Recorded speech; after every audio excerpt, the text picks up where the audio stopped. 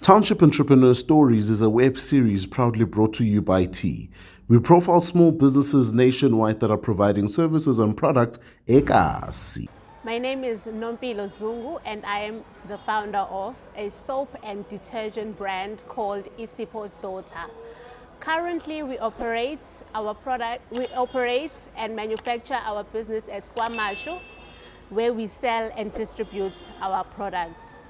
We started our business in 2021 for a reason being we wanted to reignite hope and create job opportunity in the townships.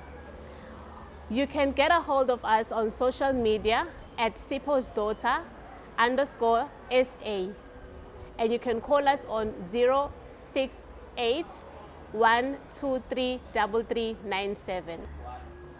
Hi, my name is Nompilo Zungu and I am a township entrepreneur.